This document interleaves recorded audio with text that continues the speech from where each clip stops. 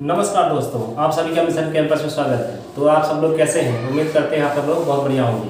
तो आज हम यहाँ डिस्कस करेंगे मैथ्स के प्रैक्टिस सेट जो रहेगा लेखपाल के लिए। आज जैसा कि शनिवार है, हम हर शनिवार को प्रैक्टिस करवाते हैं, ठीक है। बाकी सोमवार से शुक्रवार चैप्टर वाइज करवाते हैं। तो चलिए आज का पहला क्वेश्चन है, स्टार्ट करते हैं। a प्लस 1/में a बराबर 2 दिया है और कह रहा है a माइनस 1/में a का मान क्या होगा, ठीक है। एक फार्मूला हम जानते हैं, जैसे होता है ए स्क्वायर माइनस बी स्क्वायर बराबर क्या होता है। ए स्क्वायर माइनस बी स्क्वायर बराबर क्या होता है? एक ब्रैकेट में होता है ए प्लस बी, एक ब्रैकेट में होता है ए माइनस बी, ठीक। लेकिन अगर कहेगा कि ए माइनस बी का होल स्क्वायर, ठीक है, इसका फार्मूला क्या होता है? ये हो जाता है ए प्लस बी, एक ब्रैकेट में हो जाएगा होल स्क्वायर, ठीक है। उसके बाद -4ab हो जाएगा।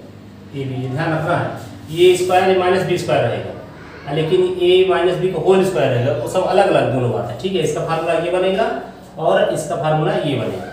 तो हमें जरूरत किसकी है?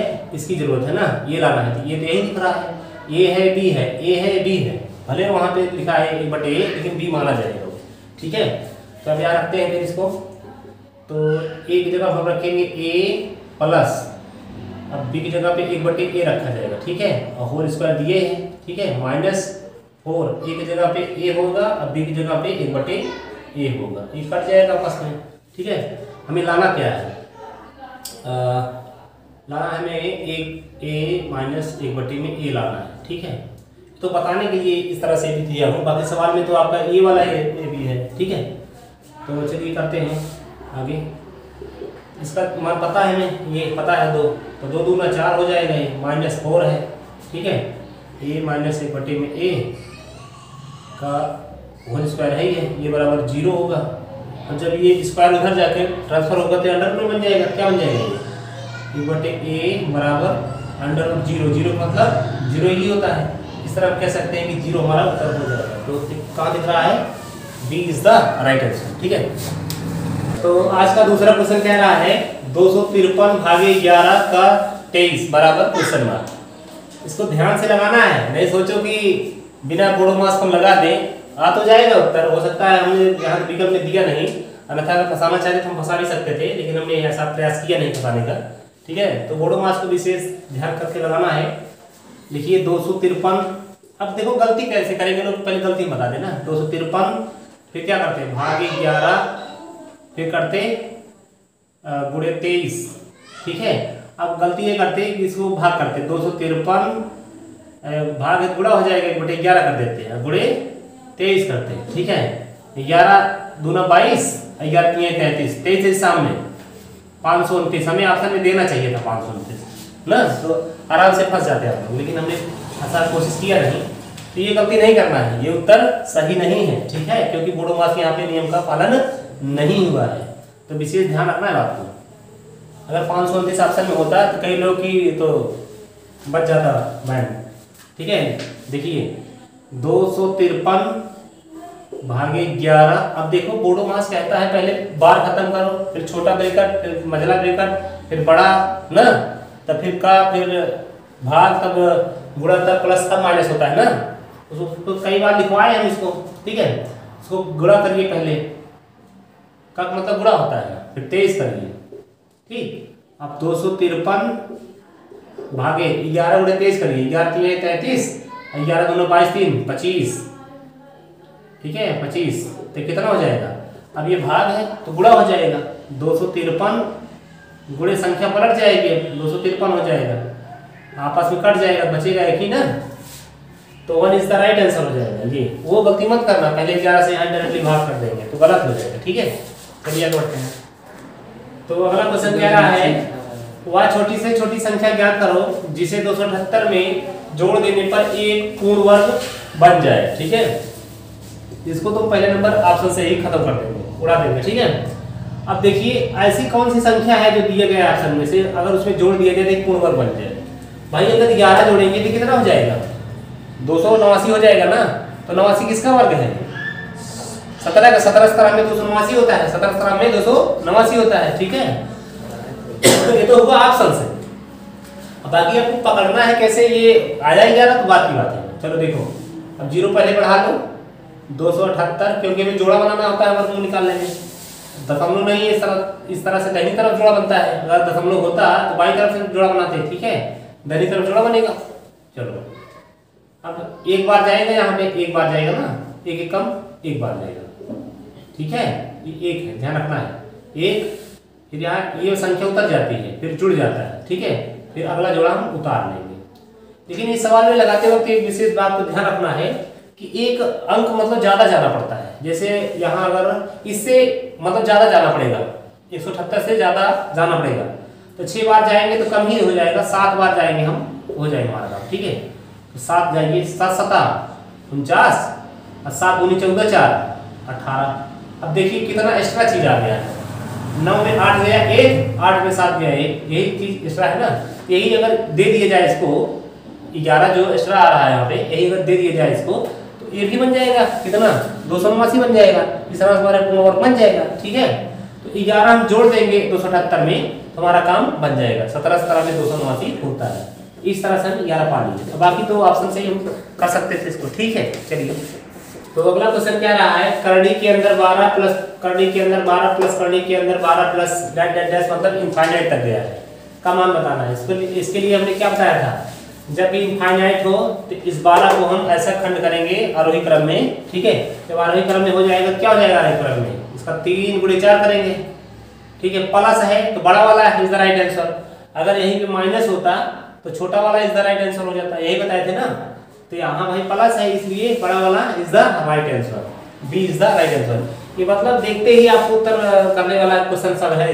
देखने में लगता है बहुत मतलब टफ क्वेश्चन है, लेकिन ऐसा कुछ नहीं है।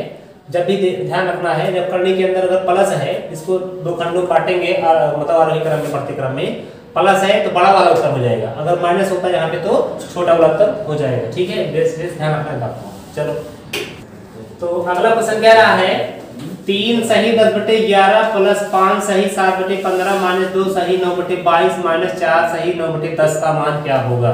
ध्यान देना भाई, 3 5 और माइनस 2 माइनस 4 पहले क्लियर कर लो, ठीक है। तो 5 3 8, 8 में माइनस 2 माइनस 4 घट जाएगा, कितना आएगा 8 में है, देखो ये 3 5 8 और माइनस 2 माइनस 4 घट जाएगा। अच्छा, तो 2 बचेगा यहाँ पे ना भाई, इतना समझ पा रहे हो, ये 5 3 8 और ये माइनस 2 माइनस 4, अच्छा तो 8 में माइनस 4 घटेगा 2 ही आएगा ना, ठीक है। अब ब्रैकेट लगाइए, यहाँ पे लिखिए 10/11, लेकिन देखिए कुछ यहाँ लॉजिक लगाते चलिए ताकि आपको सुविधाजनक हो जाएगा, नहीं तो ऐसे डायरेक्टली आप 10/11 करेंगे फिर 7/15 कर देंगे, थोड़ा कैलकुलेट बन जाएगा ना। तो मतलब है विद्यार्थियों का, चतुर विद्यार्थी का मतलब होता है कुछ पहले से ही हिसाब अपना लगा लें कि किससे हमारा जल्दी आंसर आ सकता है। जैसे 10/11 है तो 11 और 22 का तो कॉम्बिनेशन साथ में अच्छा लगेगा ना। हम क्या क्या कर लेंगे, यहाँ पे क्या कर लेंगे भाई, माइनस 9/22 कर लेंगे, ठीक है, एक ब्रैकेट में कर लो, ठीक। और उसके बाद फिर क्या बच रहा है आपका, प्लस है 7/15 कर लो, ठीक है। और उसके बाद फिर क्या है, माइनस 9/10 कर लो। कोई दिक्कत भाई, या तो कोई दिक्कत नहीं होना चाहिए, अब अलग अलग कर सकते हो। जैसे तो इसको ब्रैकेट किधर ही रहने दो, 11 22 का 22 हो जाएगा ना, थोड़ा आसानी हो जाता है इस तरह से। बाकी आप निर्णय करते तो थोड़ा दिक्कत होता है, और कुछ नहीं आता उत्तर, वैसी बात नहीं है। 11 दूना 22, 2 दम 20 हो जाएगा ये, ठीक है। ये माइनस से हो जाएगा यहाँ पे, क्लियर। अब क्या हो जाएगा यहाँ पर भी आपका एलसीएम कितना हो जाएगा, एलसीएम 30 ले लो, 15 दूना 30, 2 7 14 हो जाएगा, ठीक है। माइनस 10 3 30, 3 और 27 हो जाएगा, ठीक। अब देखिए 2 प्लस, अब 20 में 9 जाएगा 11 हो जाएगा, 11/22 हो जाएगा, मतलब 11 करना 11 दूना 22 हो जाएगा, ठीक है। अब प्लस यहाँ क्या हो जाएगा, अब ये 14 में माइनस 27 घटाना है, कितना आएगा, अरे भाई यहाँ पे ब्रैकेट लगा लो, माइनस कितना आएगा, माइनस 13 आएगा, ध्यान रखना है। और बटे में 30 है, ठीक। अब देखिए ये 2 दूना 4 1 5 हो जाएगा ना, 5 बटे में 2 हो जाएगा, ये प्लस माइनस को लेकर माइनस हो जाएगा, माइनस 13 बटे में 30 हो जाएगा, कोई सा नहीं आता।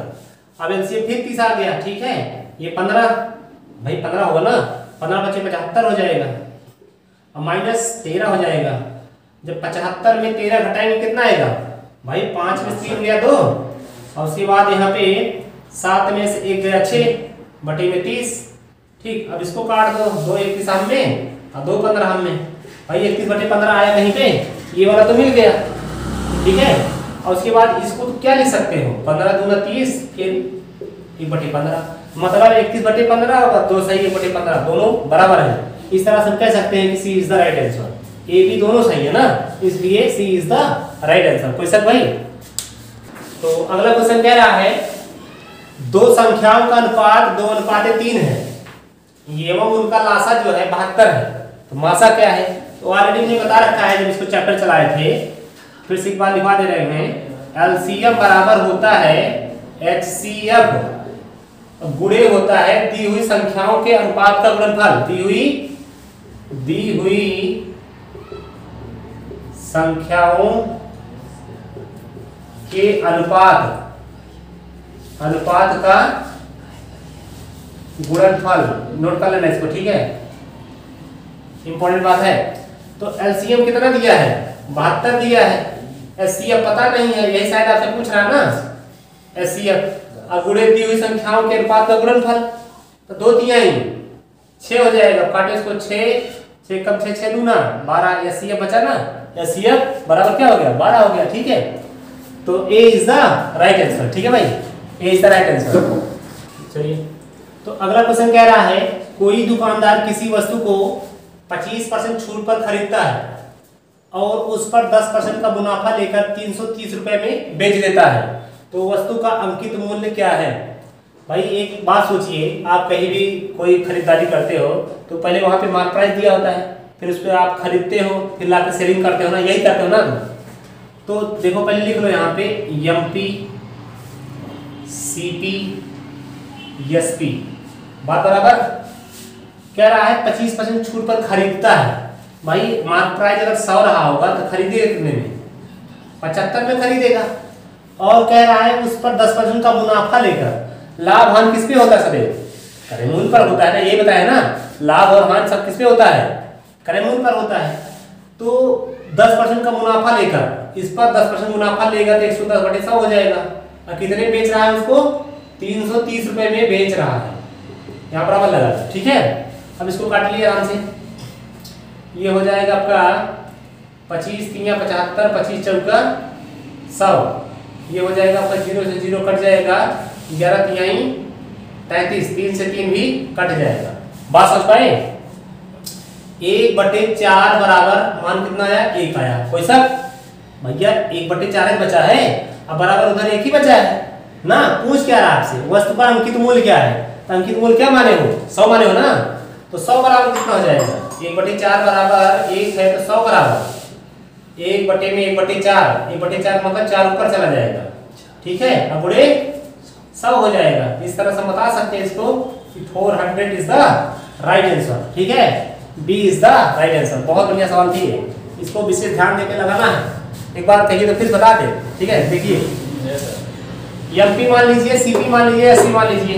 ठीक है, तो 25% छूट पर खरीदता है, खरीदेगा भाई। 25 छूट किस पे दिया जाता है? अंकित मूल्य पर ना। तो अंकित मूल्य आप माने हो 100 माने हो। ठीक है, तो 100 पे जब 25% छूट देंगे तो खरीदेंगे कितने में? 75 में खरीदेंगे। फिर कह रहा है और उस पर 10% का मुनाफा लेकर 330 रुपए बेच देता है। इस पर 10% का मुनाफा लिया तो 110 बटे में 100 हो जाएगा, बराबर 330 का हो जाएगा। जब पूरा काटेंगे पीटेंगे तो 1/4 बचेगा। 1/4 बराबर 1 बचा है। यहाँ पे पूछ रहा है वस्तु का अंकित मूल्य। अंकित मूल्य क्या है? 100 है, तो 100 मान 1/4 बराबर 1, तो 100 बराबर 1 बटे में 1/4, 4 ऊपर चला जाएगा, ये गुणे में 100 हो जाएगा। ये एक ही नियम है। ठीक है, इस तरह बता सकते हैं कि 400 is the right answer, B is the right answer. ठीक है, तो अगला क्वेश्चन कह रहा है 8 वस्तुओं का क्रय मूल्य 6 वस्तुओं के विक्रय मूल्य के बराबर है, तो लाभ परसेंट बताएं। ऐसी सवाल बताने का हमारा टारगेट ये है कि इस सवाल को लगाने में अच्छे लोग गलती कर बैठते हैं। एक लड़का एग्जाम देके आया, बोला सर हम तो इस सवाल को भी गलत कर बैठे हैं, इसलिए हम सोचे कि ऐसे सवाल को भी करवा देने के दोबारा अदर बच्चा भी गलती कर सकता है। ठीक है, ताकि गलती ना हो। चलिए देखिए, 8 वस्तुओं का क्या है क्रय मूल्य, मतलब सीपी, ये बराबर है 6 वस्तुओं के एसपी के बराबर है। ठीक है, अब सीपी और एसपी का रेशियो निकल जाएगा। भाई कोई शक? 6:8 हो जाएगा। चाहे इसको छोटा कर लीजिए तब पर भी आ जाएगा, इस पे लगाएंगे फिर भी आ जाएगा। ठीक, मतलब खरीदे 6 में, अब बेचे हम 8 में। फायदा कितने का हुआ? अरे 2 का फायदा हुआ ना। जब फायदा हुआ तो लाभ परसेंट 100% निकलेगा। तो लाभ परसेंट बराबर क्या हो जाएगा? ये लाभ परसेंट बराबर लाभ गुणे 100 और बटे 100 किस पे होता है? क्रय मूल्य ना। क्रय मूल्य आपका 6 है, तो 3 2 3 आई 6, 100/3 दिख रहा है। 100/3 is the right answer. Clear? तो अगला क्वेश्चन क्या रहा है? यदि ए, बी तथा सी की दैनिक मजदूरी का औसत 120 रुपया है, ठीक है, यदि बी सी से 40 रुपये अधिक कमाता है तथा ए सी से दोगुना कमाता है, तो ए की दैनिक मजदूरी क्या है? ए की, तो ए की आए लिख लीजिए ए, ठीक है, ए की दैनिक मजदूरी क्या है? ठीक है, तो पहले नंबर तो ए बी सी की दैनिक मजदूरी का औसत दिया 120 दिया है। कितना दिया भाई? 120 दिया है। ठीक है, तो ए बी सी का हम कुल योग निकाल सकते हैं। पहले नंबर तो ए प्लस बी प्लस सी का योग, औसत बराबर जानते हो ना, कुल संख्याओं का योग बटे कुल संख्या होता है। तो योग बराबर क्या हो जाएगा? नंबर गुणे औसत हो जाएगा। नंबर कितना है? 3 लोग है ना, तो 12 3 36, मतलब 3 गुणे 120, अर्थात हम कह सकते हैं 360। ए बी सी तीनों का योग है, 360 हो गया। अब जैसा कह रहा है वैसा करिए मात्र बस। ठीक है, अब कह रहा है यदि बी सी से 40 अधिक है, कोई शक? हो गया ना। अब फिर कह रहा है ए सी से दुगना है, ए जो है सी से दुगना है। ठीक है, अब भाई बी का मान पता चल गया है, ए का मान पता चल गया है। अगर हम सी का मान निकाल लें तो यहाँ पर हम सी का मान पुटअप कर सकते हैं भाई, कोई शक?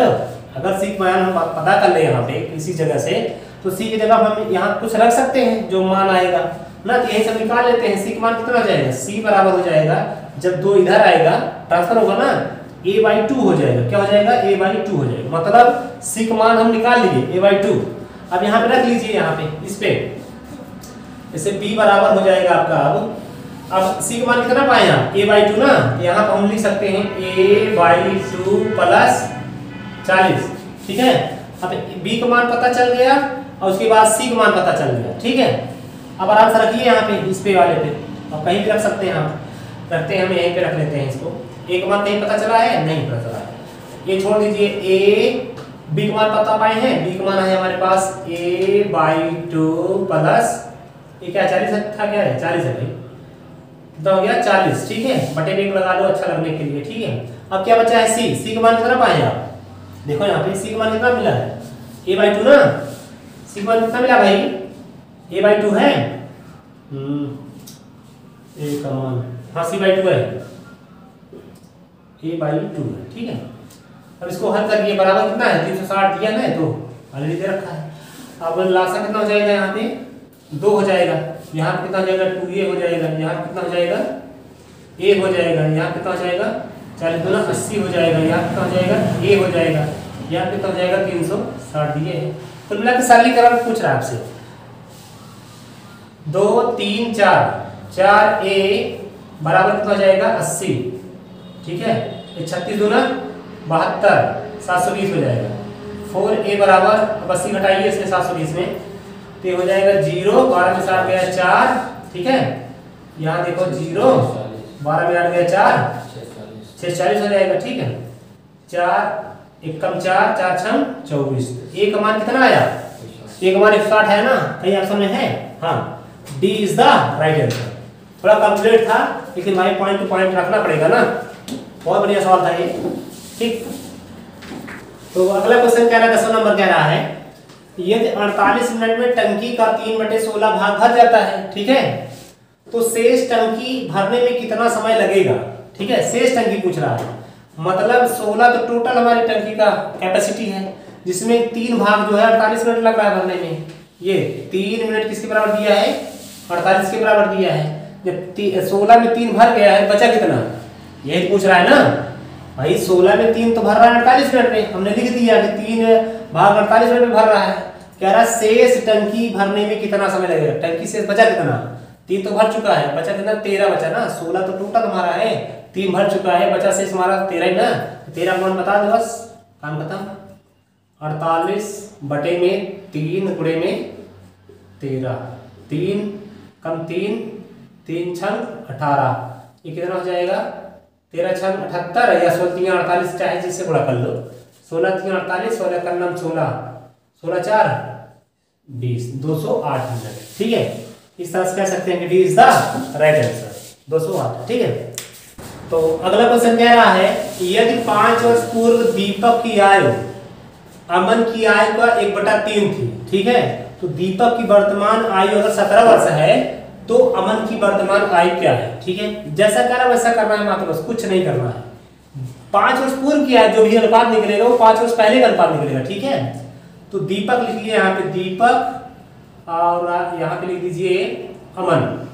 क्या कह रहा है दीपक की आयु जो है अमन की आयु का कितना है 1/3 है। ऐसे कर लो, यहाँ तो कोई दिक्कत, ये तो भाई इजली है।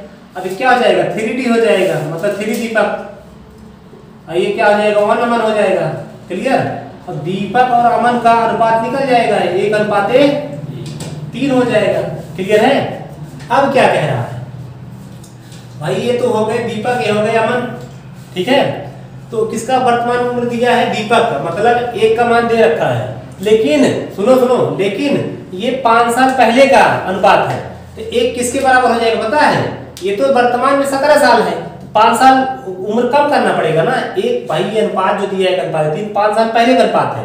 ठीक है, ये तो वर्तमान का उम्र है 17, तो दीपक का वर्तमान उम्र 17 है, तो 5 साल पहले कितनी उम्र रहेगी 12 रहेगी। 1 का मान अब 12 लिखना पड़ेगा क्योंकि ये 5 साल पहले का अनुपात दिया है। ठीक है, इससे ध्यान रखना है बात को। तो क्या पूछ रहा है अमन की वर्तमान आयु बताओ, पहले तो 5 साल पहले के अमन की उम्र निकालो, 3 बराबर निकालो, 1 बराबर 12 तो 3 बराबर 36, ये लेकिन 5 साल पहले की उम्र आई अमन की, लेकिन कहेंगे वर्तमान के लिए भाई 5 साल आगे जाना पड़ेगा। वर्तमान उम्र अमन की, वर्तमान उम्र लिख लो, वर्तमान उम्र किसकी अमन की कितनी हो जाएगी 36 + 5 बराबर 41। इस तरह कह सकते हैं कि B is the right answer. बहुत बढ़िया सवाल है। ठीक है, बहुत बढ़िया सवाल। तो अगला क्वेश्चन कह रहा है आकाश एवं राजन की आयु का अनुपात 2:3 है। ठीक है, 12 वर्ष बाद दोनों की आयु का अनुपात 11:15 है।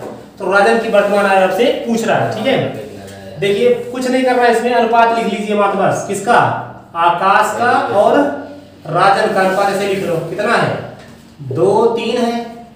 अब 12 वर्ष बाद कितना हो जा रहा है 11 और 15 का।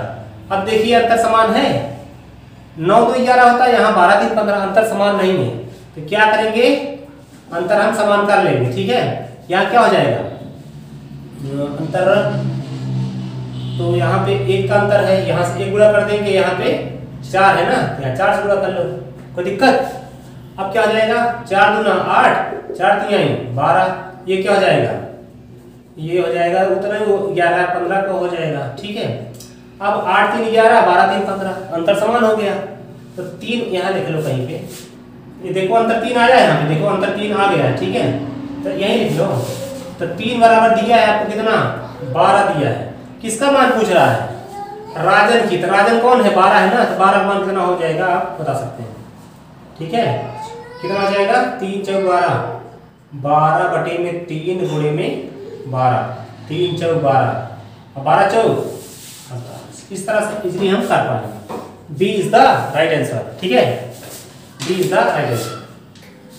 तो अगला क्वेश्चन कह रहा है 8 तथा 18 का मध्यानुपात क्या होगा। ठीक है, इसमें 3 पॉइंट बनता है, नोट कर लीजिए बारी बारी से। जैसे यहाँ पे कह रहा है मध्यानुपात अर्थात बी हम कहेंगे, बी बराबर होता है √AC। ठीक है, एक होता है प्रथम समानुपात। ठीक है, प्रथम समानुपात अर्थात A बराबर हो जाएगा B²/C, और होता है तीसरा तृतीय समानुपात बराबर होता है, तृतीय समानुपात C बराबर होता है B²/A। ये तीनों पॉइंट याद कर लीजिए, बहुत इंपॉर्टेंट बात है। इसमें आपसे पूछ रहा है मध्यानुपात पूछ रहा है, अर्थात B बराबर पूछ रहा है ना, √AC हो जाएगा AC, तो 8 × 18 अंडर रूट में 18 ठे पहाड़ा आना चाहिए भाई। 144, इसका जब वर्गमूल निकालेंगे कितना हो जाएगा? 12 हो जाएगा। इस तरह हम कह सकते हैं इसलिए कि B is the right answer. ठीक है, B is the right answer. तो अगला क्वेश्चन कह रहा है एक समकोण त्रिभुज के आधार, समकोण त्रिभुज कह रहा है ना, इसलिए समकोण त्रिभुज ऐसा बनाइए ना। समकोण तो लिखे हैं, त्रिभुज तो ऐसा बनता है, कोई दिक्कत नहीं है। ठीक है, समकोण त्रिभुज के आधार की लंबाई 12 मीटर है तथा उसका क्रम जो है 13 मीटर है। ठीक है, तो त्रिभुज का क्षेत्रफल क्या होगा? समकोण त्रिभुज का क्षेत्रफल क्या होगा? चलिए लिखिए, बनाइए पहले समकोण त्रिभुज बना लीजिए। ऐसे भाई ऐसे तो होता है ना समकोण त्रिभुज। अब क्या दे रखा है? आधार की लंबाई, आधार की लंबाई कितना दिया है? 12 मीटर। क्रम की लंबाई 13। तो ट्रिपलेट याद आया भाई, ट्रिपलेट याद आया, 5 12 13। तो वैसे भी निकाल लो, ट्रिपलेट निकल जाएगा ना। आधार बराबर क्या होता है? कर्ण की स्क्वायर माइनस आधार की स्क्वायर हो जाएगा। क्या हो जाएगा ये? लंब की स्क्वायर बराबर क्या हो जाएगा? कर्ण की स्क्वायर माइनस आधार की स्क्वायर हो जाएगा, निकल जाएगा। बाकी ट्रिपलेट तो भाई आप कंपटीशन कर रहे हो तो आपको याद होना चाहिए ना। 5 12 का ट्रिपलेट बन जाता है। ठीक है, अब त्रिभुज क्षेत्रफल, समकोण त्रिभुज क्षेत्रफल, समकोण त्रिभुज का क्षेत्रफल बराबर होता है 1/2 आधार गुणे लंब। आधार गुणे लंब कहो या ऊंचाई कहो, बात बराबर है। ठीक है, 1/2। आधार कितना है पास? 12, लंब कितना है? 5 है। तो 2 6 12 6 5 30। मीटर नहीं लिखना है, ओनली मीटर स्क्वायर लिखना है, नहीं तो गलत हो जाएगा काम, उत्तर गलत हो जाएगा। ठीक है, क्योंकि ऑप्शन में मीटर भी रहेगा, 30 मीटर भी रहेगा ऑप्शन में, तो वो गलती नहीं करना है। जब भी उत्तर देना है तो स्क्वायर में देना है। ठीक है, 30 मीटर स्क्वायर। ठीक है, A is the right answer. ठीक, तो आज का लास्ट क्वेश्चन है इस प्रैक्टिस का, जो लेखपाल मैथ प्रैक्टिस है, इसका आज लास्ट क्वेश्चन है। ठीक है, 15 नंबर कह रहा है यदि sin थीटा बराबर 8/10 दिया है, ठीक है, तो tan थीटा का मान क्या होगा? तो पहले नंबर ग्राफ बनाइए इसको ऐसे। ठीक है, अब sin थीटा बराबर होता क्या है आपको पता होना चाहिए। एक फार्मूला याद है बहुत पहले वाला, लाल बटे कक्का। लाल बटे कक्का मतलब sin थीटा बराबर लंब बटे कर्ण, cos थीटा बराबर आधार बटे कर्ण, tan थीटा बराबर लंब बटे आधार। ठीक है, लाल बटे कक्का दिख नहीं रहा क्या है? चलो नीचे इसको देखते हैं, एक मिनट शायद दिख नहीं रहा है। ठीक है, यहाँ लिख लीजिए लाल बटे कक्का। ठीक है, ये sin थीटा बराबर होता है लंब बटे कर्ण, और cos थीटा बराबर आधार बटे कर्ण, tan थीटा बराबर लंब बटे आधार, और cot थीटा बराबर आधार बटे लंब। ठीक है, sec थीटा बराबर कर्ण बटे आधार, cosec थीटा बराबर कर्ण बटे लंब। ये याद रख लीजिए, काम देगा। ठीक है, तो sin थीटा बराबर क्या सीखे अभी आप? लंब बटे कर्ण। तो लंब यहाँ पे है और कर्ण आपका 10 है। क्या बचा? आधार बचा है। फिर ट्रिपलेट के याद आई ना, क्या होता है ट्रिपलेट इसका? 6 8 10। तो 6 यहाँ पर भी मिल गया। आपसे पूछ रहा है tan थीटा का मान क्या होगा? tan थीटा, tan थीटा बराबर क्या होता है? ये तो sin cos tan यहाँ मिला, मतलब लंब बटे आधार। तो लंब आपका कहाँ है? ये है, कितना? 8। आधार कितना है? 6। तो 8/6 जहां होगा वही हमारा उत्तर हो जाएगा। ठीक है, इस तरह से हम कह सकते हैं कि B is the right answer. तो इसी क्वेश्चन के साथ हम क्लास को समाप्त करना चाहेंगे। देखिए भाई, आपको एक बार तो वर्क करना पड़ेगा सफलता लेने के लिए, क्योंकि आपके उम्मीद के ऊपर बहुत लोग, आपके ऊपर बहुत लोग उम्मीद करके बैठे हैं कि हमारा मतलब लड़का हो या भाई हो, जो भी हो, कि ये सिलेक्शन हो जाएगा तो शायद हमारा भी पीछे से सपोर्ट होगा। इसलिए उनकी उम्मीदों को आप पानी ना फेरें, मतलब समय रहते हुए अपने आप को संभाल लो और तैयारी में लग जाओ। जो कि अभी तमाम वैकेंसी आने वाली है, पुलिस की भी आएगी और ग्रुप डी होने वाला है, लेखपाल भी होने वाला है। ठीक है, इसलिए आपसे यही निवेदन है कि आप अलग अलग जगह पे समय ना देके अपनी तैयारी में लग जाएं। ठीक है, बाकी आप लोग कुछ समझदार हैं। तो इसी के साथ हम क्लास को समाप्त करना चाहेंगे। जय हिंद, जय भारत।